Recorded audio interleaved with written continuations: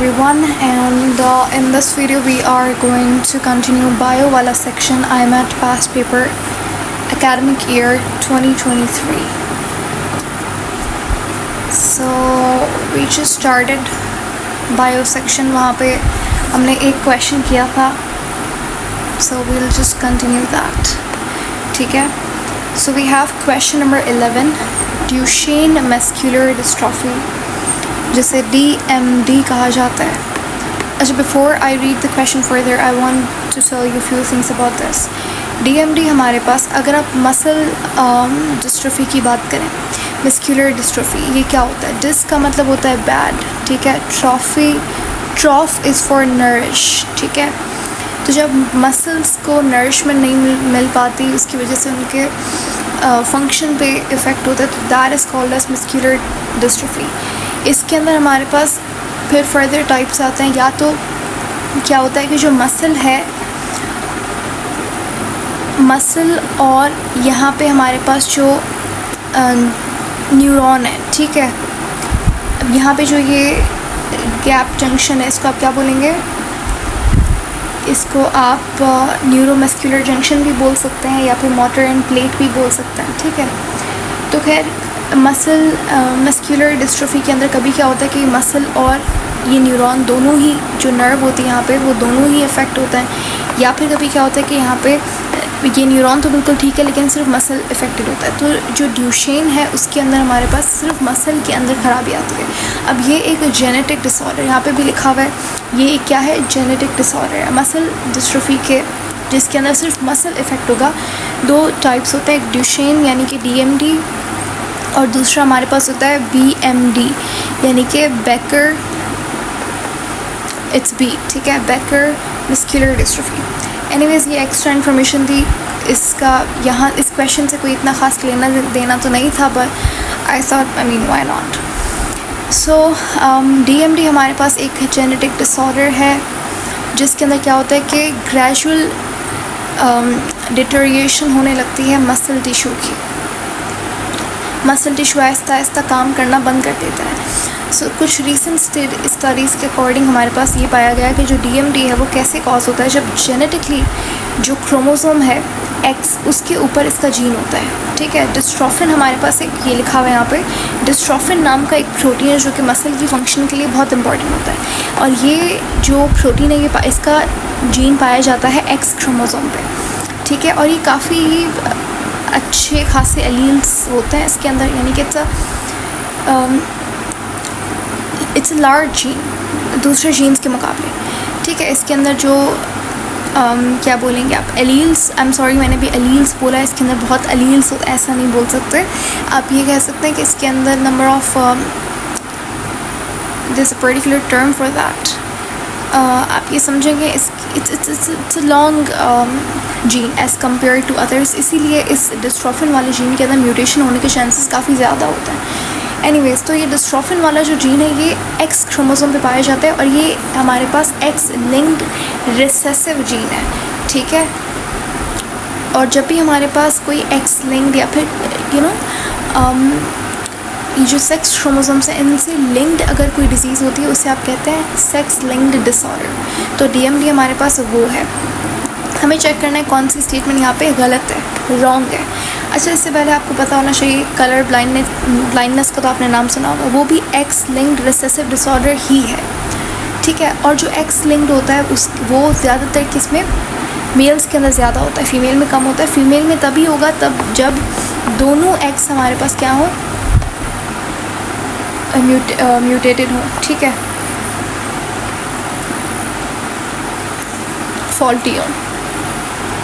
Option A में कहता है कि women are more likely to suffer from DMD than men, which is wrong. पहला ही हमें आंसर मिल गया है, रॉन्ग स्टेटमेंट चूज़ करनी थी, इसका मतलब आंसर ए है. फिर भी हम दूसरे ऑप्शंस को देख लेते हैं फॉर योर कन्वीनियंस, ठीक है.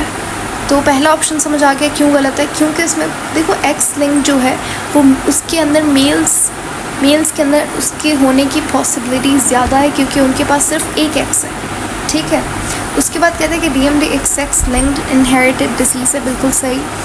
उसका जो रेट है, which the mutated at which the mutated allele spreads is influenced by the rate at which associated X chromosome spreads within the population। यानी कि हमारे पास जो रेट है, जिस रफ्तार से ये वाला अलील स्प्रेड हो रहा है, वो एसोसिएटेड है एक्स क्रोमोसोम के स्प्रेड होने से, विच इज़ राइट, क्योंकि ये हमारे पास एक्स लिंक्ड डिसऑर्डर है। To develop the condition of women must inherit, बिल्कुल जो मैंने आपको बताया कि विमेन के अंदर ये डिजीज़ होने के लिए दोनों उसके पास रिसेसिव होने चाहिए, ठीक है, ओके।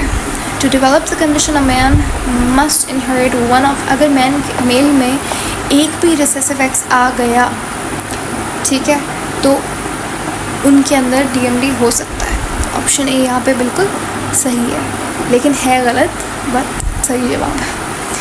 क्वेश्चन नंबर 12 है हमारे पास, in the table below you can find the minimum maximum and optimum pH values. हमारे पास यहाँ पे एंजाइम के नाम इन्होंने दे दिए और कहा कि उनकी मिनिमम और मैक्सिमम ऑप्टिमम पीएच। हमें बताना है कि कौन सा ऑप्शन, यहाँ पे हमें बताना है कि कौन सा पेयर ऑफ एंजाइम, कौन से दो एंजाइम्स ऐसे हैं जो कि साथ में फंक्शन नहीं कर सकते, कैन नॉट फंक्शन टुगेदर, ठीक है। अब एक एक ऑप्शन को आपने कंपेयर करना है। अच्छा, यहाँ पे जब वो कह रहा है ना कि साथ में फंक्शन नहीं कर सकते, तो यहाँ पे आपने देखना है कि पीएच की रेंज क्या है, मिनिमम से लेकर मैक्सिमम। अगर उनका दोनों का पीएच बिल्कुल आ ही नहीं रहा साथ में, एक का 1 to 2 है, एक दूसरे का 3 to 5 है, तो यहाँ पे ओवरले नहीं कर रही पीएच, तो इसका मतलब ये दोनों एंजाइम साथ में नहीं काम कर सकते। दोबारा से मैं एक्सप्लेन करती हूँ। यहाँ पे देखो, पहला ऑप्शन है, हमें बताना है कौन सा नहीं कर सकता साथ में। तो पहला ऑप्शन है Y और W। Y 3.9 से 7.2 तक है, ठीक है, बिल्कुल। W क्या है, 8 से लेकर 12.1 तक, यानी कि 7 से ऊपर का है।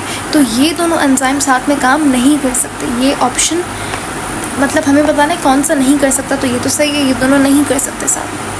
अब ऑप्शन बी देखो, W जो कि है 8 से लेकर 12 तक और Q जो कि 1 से लेकर अपना 9.5 तक, ठीक है। तो यहाँ पे देखें हमारे पास 8 से लेकर 12 तक इनकी पीएच थी और यहाँ पे 1 से लेकर 9 तक। तो जो W की रेंज है वो Q के अंदर आती है, ठीक है। तो ये दोनों साथ में काम कर सकते हैं। इसी तरीके से आप C, D और E ऑप्शन भी कंपेयर कर सकते हो एंड यू विल रियलाइज़ कि ये सारे एंजाइम साथ में काम। Let's just consider one more option for your understanding. तो हम लोग ऑप्शन D भी देख लेते हैं। चलो, बाकी C और E को आपने कंपेयर करना है। अब देखें Y और Z को देखना है। Y क्या है 3.9 से 7.2 तक, Z क्या है 4 से लेकर 8.5 तक। तो अगर आप देखो 4 से लेकर 8.5 और ये है 3.9 से लेकर 7, दोनों ले हो रही, मतलब क्रॉस हो रही है इनकी पीएच, एक दूसरे में आ रही है पीएच की रेंज इनकी बिल्कुल सही है। तो ये दोनों साथ में काम कर सकता है। तो ऑप्शन कौन सा सही है यहाँ पे, ए, ये दोनों एंजाइम साथ में काम नहीं कर सकते, ठीक है। क्वेश्चन नंबर 13 है हमारे पास, which of the following is absent from the genome of virus that utilises. अगर हमारे पास एक वायरस है, उसका जीनोम क्या है, डीएनए है एज इट्स प्राइमरी मॉलिक्यूल। तो हमें बताना है कि उसकी डीएनए के अंदर क्या चीज़ नहीं हो सकती। तो हमें पता है कि डीएनए में एक जो बेस होती है यूरेसिल, वो सिर्फ आरएनए में पाई जाती है, डीएनए में नहीं हो सकती। तो ऑप्शन ए बिल्कुल सही है। दूसरे ऑप्शन डीऑक्सीराइबोस शुगर तो होती है, एडेनिन, ग्वाइनिन, थाइमिन, ये सब भी होता है डीएनए में। क्वेश्चन नंबर 14 है, आपने बताना है कि कौन सा ऐसा do hormone secreted by adrenal gland pancreas के ऐसे कौन से ऑप्शन के अकॉर्डिंग ऐसी कौन सी चीज़ें जब ये दोनों साथ में इम्पॉर्टेंट रोल प्ले कर सकते हैं। सबसे पहला है balancing the amount of calcium in the bone and blood. तो देखो दोनों ही कैल्शियम लेवल में काम नहीं करते, क्योंकि कैल्शियम लेवल को मेंटेन करना कैल्सीटोनिन और पैराथायरॉइड हार्मोन,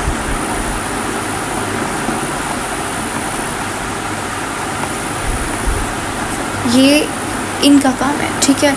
एड्रीनल ग्लैंड और पेनक्रियास दोनों का इनमें कोई लेना देना नहीं है। ऑप्शन 2 है हमारे पास accelerating sodium absorption in the renal tubule. तो सोडियम की एब्जॉर्प्शन, चलो एड्रीनल ग्लैंड का तो इसमें काम होता है, यहाँ से एड्रीनल कॉर्टेक्स से हमारे पास हार्मोन सिक्रीट होता है जो कि सोडियम लेवल को कंट्रोल करता है, ठीक है, एल्डोस्टेरोन नाम का हार्मोन। लेकिन पेनक्रियास का सोडियम लेवल से कोई कनेक्शन नहीं है। उसके बाद तीसरा ऑप्शन हमारे पास बैलेंसिंग द ग्लूकोज लेवल, ये बिल्कुल सही जवाब है, 3 ओनली। इसमें ये दोनों ग्लैंड्स का ही फंक्शन दोनों का होता है, क्योंकि देखो पेनक्रियास तो है ही ग्लूकोज के लिए, इंसुलिन और ग्लूकागॉन दोनों ग्लूकोज लेवल को मेंटेन करता है। एड्रीनल ग्लैंड अगर आप सोच रहे हो ये कैसे ग्लूकोज से कनेक्ट होता है, देखिए हमारे पास यहाँ पे कॉर्टिसोल रिलीज़ होता है। कॉर्टिसोल क्या करता है, स्ट्रेस कंडीशन में आपके ब्लड के अंदर ग्लूकोज लेवल बढ़ाता है, तो ग्लूकोज को कंट्रोल करने का काम कर रहा है। ये भी कैसे बढ़ाता है, ये करता है ग्लूकोनियोजेनेसिस। ग्लूकोनियोजेनेसिस का मतलब क्या है, जैसे प्रोटीन को पकड़ के ये ग्लूकोज बना देगा, ठीक है, तो ग्लूकोज लेवल मेंटेन करने का काम कर रहा है ये। फिर है हमारे पास question 15, which of the following examples represent conditions regulated by. हमें बताना है कि इनमें से ऐसी कौन सी चीज़ है जो कि होम्योस्टेसिस से मेंटेन होती है। होम्योस्टेसिस से हमारे पास वाटर लेवल, फिर हो गया हमारे पास टेम्परेचर, ठीक है, ऑस्मो रेगुलेशन हो गई, और इसके अलावा ऑप्शंस देखते हैं तो यहाँ पे बॉडी वेट तो नहीं होगा, ठीक है, बॉडी वेट होम्योस्टेसिस से नहीं कंट्रोल होता। हाँ, वाटर लेवल हो गया, बॉडी टेम्परेचर और ग्लूकोज लेवल भी। यहाँ पे बहुत लोगों को लग रहा होगा अच्छा 2, 3 है, नहीं, 1 वाला भी होम्योस्टेसिस से कंट्रोल होगा, तो इसीलिए 1, 2, 3 तीनों ही होम्योस्टेसिस से रेगुलेट होंगे। Next we have question 16, which of the following structures in plant cell. एक प्लांट सेल के अंदर कौन से स्ट्रक्चर्स डबल मेम्ब्रेन से बाउंडेड होता है। अच्छा, हमारे सेल में यूकैरियोटिक सेल की ओवरऑल अगर आप बात करें, एक सेकेंड बस,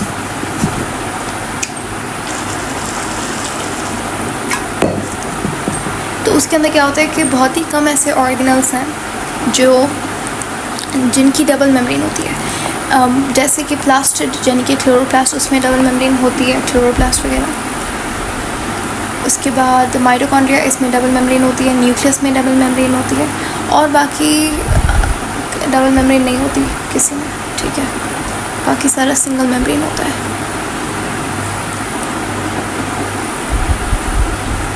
या तो सिंगल होगा या तो ए मेम्ब्रेनस होगा। तो ऑप्शन 1 प्लास्टिड में डबल मेम्ब्रेन होती है, माइटोकॉन्ड्रिया में होती है। हमें क्या करना है, हमें बताना है किस में डबल मेम्ब्रेन होती है। न्यूक्लियस में भी होती है, सही है। गोल्जी में नहीं होती, वो ऑप्शन बी एलिमिनेट हो गया। एंडोप्लाज्मिक रेटिकुलम में नहीं होती, वैक्यूल में नहीं होती, दोनों सिंगल मेम्ब्रेन है। गोल्जी में नहीं होती और वैक्यूल, इन दोनों में नहीं होती। ऑप्शन ए यहाँ पर बिल्कुल सही है।